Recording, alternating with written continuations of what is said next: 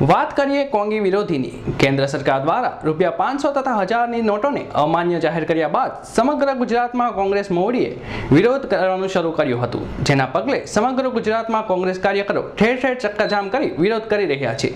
જ્યારે આજે સુરતના બારડોલી ખાતે સુરત જિલ્લા કોંગ્રેસ સમિતિ દ્વારા ચક્કાજામ કરી નોટબંધીનો ઉગ્ર વિરોધ કર્યો હતો. સુરતના બારડોલીના માંડવીના કોંગ્રેસી ધારાસભ્ય આનંદ ચૌધરીની આગેવાનીમાં કોંગ્રેસ કાર્યકરો અને મહિલાઓ હાથમાં વિરોધના બેનરો અને ભાજપ વિરુદ્ધ સૂત્રોચ્ચાર કરી ચક્કાજામ કર્યું હતું.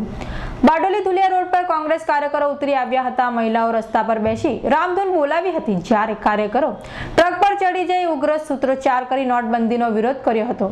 જોકે બારડોલી ધુલિયા રોડ પર બારડોલી સુરત રોડ પર ચક્કાજામ કરતા પોલીસે માંડવીના ધારાસભ્ય આનંદ ચૌધરી સહિત 100 થી વધુ કાર્યકરોની અટકાયત કરી હતી.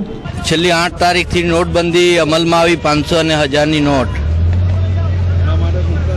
ભાજપના મળતિયા અને એના આગેવાનોએ નોટબંધી પહેલા એને બ્લેક મની વ્હાઇટ કરી લીધી અને જે સામાન્ય માણસ છે, ગરીબ માણસ છે, મધ્યમ વર્ગનો માણસ છે, એ આજે છેલ્લા 15 દિવસથી લાઈનમાં ઊભો છે.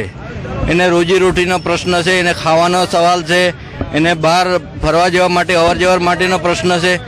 દરેક જગ્યાએ જે મોટા માણસો ક્યાંય લાઈનમાં દેખાતા નથી. માત્ર ગરીબ અને મધ્યમ વર્ગના માણસો લાઈનમાં ઊભા, અને એની હૂંફ માટે, એની લાગણી માટે અમે આજે આ રસ્તા રોકોનું આંદોલન કર્યું છે. સમગ્ર દેશમાં નોટબંધીને લઈને આમ આદમી અને ખેડૂતો પરેશાન છે, ત્યારે કોંગ્રેસ આમ જનતાની પરેશાની થતી હોવાની વાતે રસ્તા પર ઉતરી સમગ્ર ગુજરાતમાં સરકારને ઘેરાવા આયોજન કર્યું છે. પહેલા ઠેર ઠેર પ્રતિક ધારણા કરી શાકભાજી અને દૂધ જાહેરમાં નાખી વિરોધ નોંધાવ્યો હતો. આજે સમગ્ર રાજ્યમાં નોટબંધીના પગલે કોંગ્રેસ ટ્રેન રોકો આંદોલન, ચક્કાજામ જેવા કાર્યક્રમ આપી સરકારને ઘેરવા પ્રયાસ કર્યા છે. સુરેશ રાઠોડનો રિપોર્ટ, બારડોલી.